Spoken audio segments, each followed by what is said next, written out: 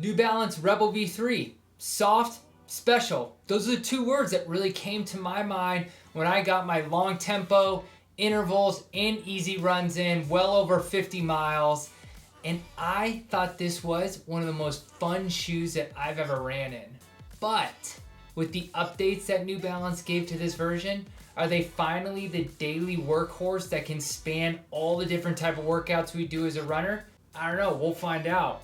Let me talk to you about the good, the not so good, and what I think about the Rebel V3 after going intervals, tempo, and easy runs over 50 miles in this pair of shoes. If you've ever read or heard anything about the Rebel lineup from New Balance, you know that that midsole is soft, soft, soft. I'm talking like marshmallow soft, clouds under your feet, the softest midsole I've ever put on or have ever touched.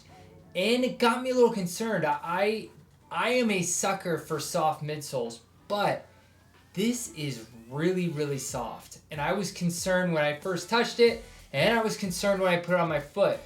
But once I got my first run in, which happened to be a 16+ mile run with some marathon pace efforts in, the three things that kind of came to my mind was it's responsive enough with how soft it is. It's great cushion for protecting your body and legs on that pavement. But last, and in my opinion, probably the most important, this shoe is a ton of fun to run in. I remember the first time I ever ran in a Novablast shoe, and it was so much fun to run in. I got that same feeling from this Rebel V3. And so yeah, softer midsoles may break down more, and some people don't have that preference for the soft midsole. But like I said, I'm well over 50 miles, and when I look at this, yeah, there's some creasing going on in this shoe, and there's some wear marks on it. But as far as the durability, I do think this is going to be a pretty decent daily trainer. I don't think it's going to be a 400+ mile shoe, but it's holding up far better than I ever had thought it was going to. Although the midsole has a lot of positives to it, there is one drawback that I'll get to a little bit later. Second thing that is absolutely exceptional about this shoe, this is the lightest daily trainer I've ever put on. I mean, not even a question in my mind.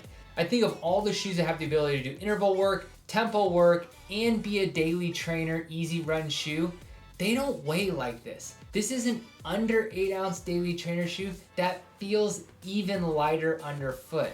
And that is so incredible to feel. It's not like they skimped out on a bunch of padding. There still is some cushion along that upper. It's not like they cut down the outsole completely. Yeah, there's a lot of exposed midsole in the middle, but there's still, you know, some outsole rubber on this shoe. That's what makes this such a special daily trainer, is it is incredibly light. And last part of the good, and one of the things that I really liked about it, is it's still pretty warm out here in California. And this upper is extremely breathable, extremely comfortable in those warmer temperatures. And as I was sweating on these longer runs, harder runs, the moisture didn't feel like it got bogged down like it did in the Endorphin Speed 3. So you got three really great things coming from this shoe. But let's talk about the not so good. And when I start talking about the not so good, I go back to that midsole. I loved running in the shoe, but, and that but is, after getting above 14 miles, I really noticed my feet actually feeling fatigued more than normal. Not my legs, not my muscles, not anything else, my physical feet. Now I ride the outsides of my feet when I run. My shoes typically wear on the outside first. And I don't know if it has to do with the fact that I pulled these shoes out in the middle of my training cycle. And so I'm so used to doing these longer, harder efforts in something a little bit more firm. But what I did notice is after my 14+ 16 mile run as well, is the outside part of my forefoot was pretty sore compared to what I'm used to. And this is most likely due to that softness of the midsole. I'm thinking that softness of the midsole is really what caused that. Now, on the flip side, let's look at the positives. Is if I would have started in this shoe during my training block and built my mileage up, how much stronger would my feet be running in these shoes as I increase my mileage and increase my mileage? Probably significantly more. And so Is this drawback simply because I incorporated the shoe when I was already doing multiple 60-mile weeks? Probably, but just something to be aware of if you're incorporating this in the middle of a training block. Now, let's talk about the verdict. What do I think about the Rebel V3 from New Balance? It's a little different. I think every runner should go try this shoe on at a running store, walk around in it, and get the feel for it. Simply because it can do so many different type of workouts and do it very, very well. Secondly, it is a lot of fun to run in. And I think that's super important for us, especially amateurs that are out there just running to have fun. If there's a shoe that's a lot of fun to run in, and yeah, it may not be carbon plated, it may not have that super crazy responsiveness that you're looking for, but it just makes runs more enjoyable, that's what this did for me. And so that's why I think everyone should go try it on.